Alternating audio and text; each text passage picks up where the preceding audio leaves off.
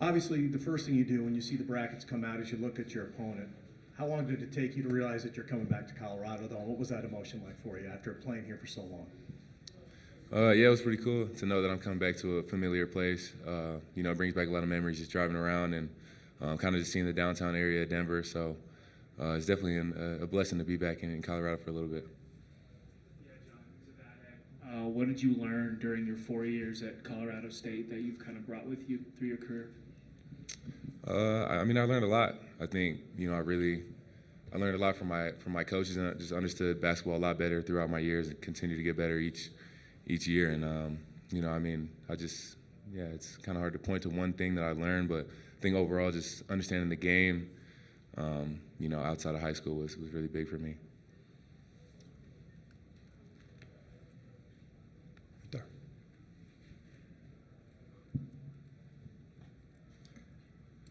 Sorry to keep harping on CSU, we'll do one more. Have you heard from any of your former teammates, coach? Are you also kind of keeping an eye on them? Because in addition to you having success, they're having success. Yeah, for sure. Some of they're still my guys. I watch their game, and super happy for them to see them, make that run at the end of the year and, stamp their names in here and get in March Madness. So it's awesome. I'm pretty sure we're both pulling for each other and just happy to see each other here. Back there. All right, sorry guys. One more for John. What a ride you've had as a career. Where did you think you would be at this stage of your life years ago? Could you imagine yourself being almost 24 and still playing college basketball? No, but I wouldn't trade my journey for anyone else's. I think I'm super blessed to be in this position. Obviously, I didn't really expect to have a 6-year. It just was the cards I was dealt last year, and that's what God wanted me to do: have an injury and come play for Wisconsin. So I'm not second guessing it. I love it here, and it's been a blessing. Right there. Go ahead. All right, I'll mix it up. Max, Wisconsin fans travel pretty well when you guys are on the road. What do you hope the environment is like tomorrow, and how can that maybe help you guys in this tournament? Yeah, like you said, the Badger fans travel well.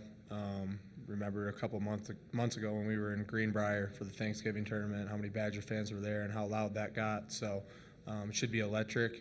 I think we're super excited. I've never been to Denver before, so it's cool to see a new venue, get out here, play where the Nuggets play. But, it'll be a sea of red tomorrow. We're excited to see, and we're happy for the opportunity.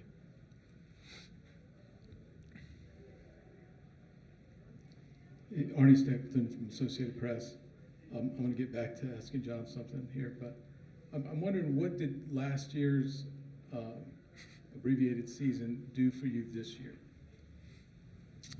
It did a lot. I think, I got a chance to kind of just slow down, and which I never really had a chance to do, to sit down and kind of reflect, watch a lot of film on my old games, and kind of figure out what I want to do with basketball and how I want to approach getting better. And I think it was also kind of refreshing to kind of start from the bottom again, being injured and going day by day and just seeing improvement week by week was just huge. And it was, I had to go back to the basics and kind of, be in the gym alone. And I had a lot of time, kind of to myself, and have like a more quiet year, not really in the limelight. And I think that was great for me, being an introvert, just get to focus on hoops. And I loved it. And I've gotten a lot better from it and learned from it.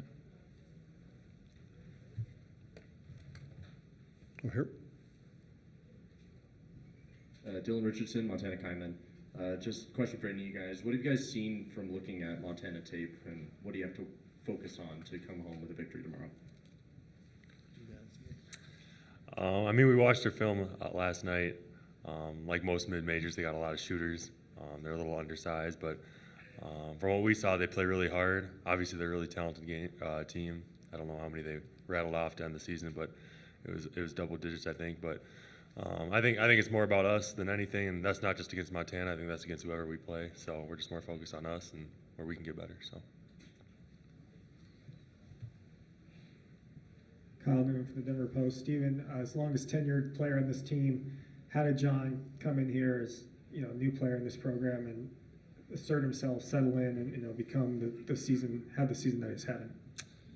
Yeah, I mean, I think the transition for him has been seamless.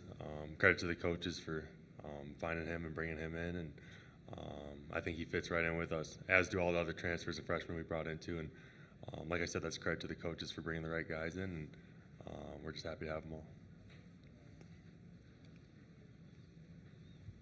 Any other questions? Here we go. John, one more for you. Back to your tournament appearance with CSU, do you take anything from that experience a few years ago? How does that tournament experience apply to this year's with the Badgers? Yeah, it was big to go there the first time and kind of see what I was getting myself into. This time around, I kind of know what things are going to be. There's a lot of media and a lot of flashy things going on outside of the game, and I think this time around, I just want to kind of find a way to just calm the storm and just focus on basketball at the end of the day. That's what it is, even though there's a lot more going on, and you can kind of tell that, but I think that's one of the things I'll be telling the younger guys in the locker room, that just another day of hoops and just, approach it as that. Let's go here first. Question for any of you. Have you talked at all about the altitude and what that may either affect the way that you guys try to play or try to prepare for the game, or is that something that you're just going to figure out when you're in the middle of the game tomorrow? No, I think we're prepared for it. It's kind of one of the things we thought of right away, but I think we got really good trainers, really good strength coach, strength and conditioning program here. So I think we got the right people taking care of us, and we're in the right hands. So everybody's prepared. They got to play in it too. It's not just like we're going to be the only ones playing in the high altitude, but I don't know. I think it's something to kind of look forward to, something that we haven't really had to think of or deal with before, and I think it's a fun, new, challenging opportunity. Arnie Stapleton from AP again. John, what was it that drew you to Wisconsin? What was it about Madison or the school or the team that you chose the Badgers? I'm sure you had a lot of opportunities to go anywhere. Yeah, I chose Badgers because they believed in me, and I also wanted a chance to challenge myself and come to a Power 5 school. A lot of Power 5 schools didn't really know if I can compete at that level this time around in the transfer portal just because of the injury. But Wisconsin really just did their homework on me, and they believed in me and gave me a chance that I'll forever be in debt for. So and the coaching staff and just the culture of Wisconsin, just being able to watch them in their March Madness runs a couple years ago, and just seeing how big basketball is, and wearing this jersey is just, it's a blessing to be here. It's surreal. For Wisconsin, we have Coach Greg Gard. We'll now open up for questions for the coach.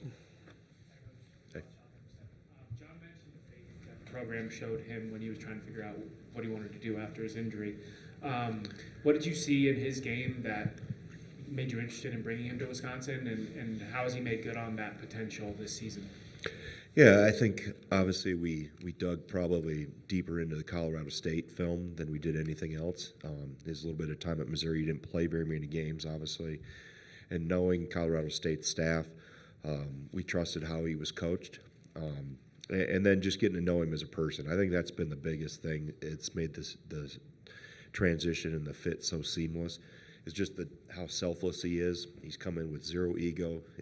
He's really coachable. And you would think in this day and age, a guy that's coming in his sixth year, third school, that he'd come in with a lot more answers and questions, and he's been the exact opposite. He's been a great teammate. Like I said, he knows he has more to get better at, and he has gotten better as the years gone on. So, like I said, I think the biggest thing why it's been such a good fit and he's been so successful is because of his selfless mentality.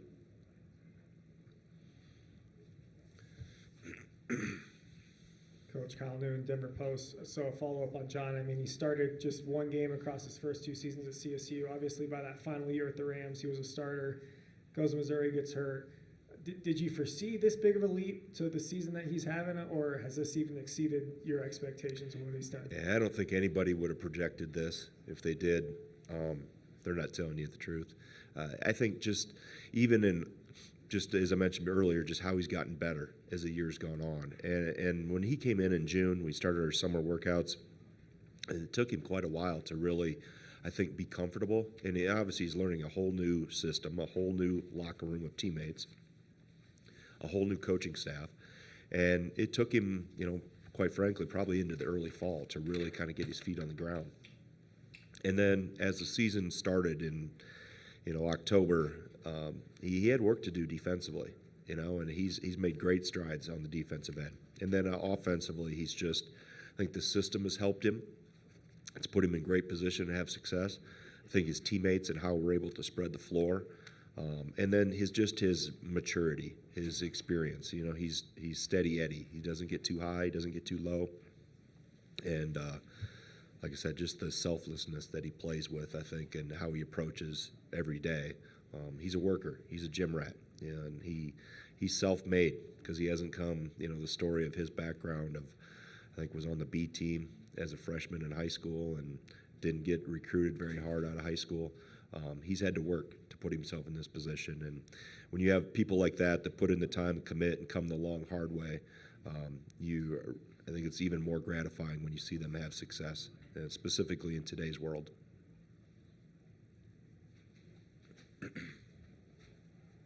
Chris Thomas in Denver Gazette. Coach, what are the pros and cons, if there are any, of having your son on the team? Oh, there's a lot of. The only cons maybe be his mom says I don't give him enough minutes. That would be maybe the only. But it's been awesome to have him, and I coached him when I was an assistant. We had some of his buddies on an AAU team that I put together when he was like in 4th, 5th, 6th grade, and that was a blast to have him and coach him there. And I think we both kind of always said if we ever had a chance to do it together in college, we would do it. And he had opportunities to go to smaller schools and play in other places, and just said, "Dad, I wanted to be with you." So that I have to continue to remind myself, how special that is and how fortunate I am and we are to have this time together. Because as a coach, your family sacrifices a lot. They give up a lot of time because of the travel and just what the profession demands to be successful. And I'll never get all that time back that I missed when he was younger, but I'm trying to maximize the quality of it right now. And it's been awesome to walk in every day to see your own son, and he's fit great. I mean, he's been, it's hard, I'm sure, for him being the head coach's son and with all his teammates, but he's just one of the guys. And I'm excited for him and obviously his teammates, and just very grateful for this opportunity to have him with me.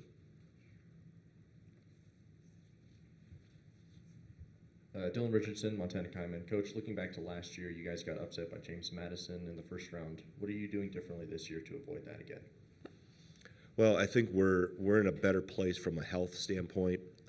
We were a little banged up when we came out of the Big Ten tournament last year. I think we're built differently as a team. I think our depth and kind of how we play is a little different. We've evolved offensively over the last 2.5 years. And I think we've also come down the stretch here from really early February on with a plan to be ready and ready for March, in terms of how we've scaled back things and our recovery techniques and what we've put in place to help our guys continue to get better. But, in March, you have to play what's in front of you, right? And we had a heck of a run in the Big Ten tournament last week. We're one of the few leagues that finishes on Sunday. So if you're going to play and chase a trophy in that, you're going to end up playing on Sunday. So, I think a quick turnaround is actually good for us. I think we've had some pop to us. I think the tournament was good for us, Big Ten tournament. We got our defensive bite back, and I think our recovery and our plan of how we wanted to approach once we got to this month is right where we need it to be.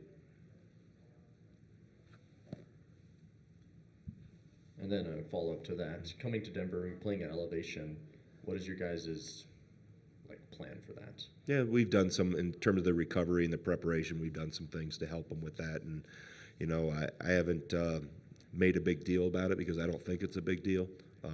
We'll acclimate to it, and we've already been working in that process. So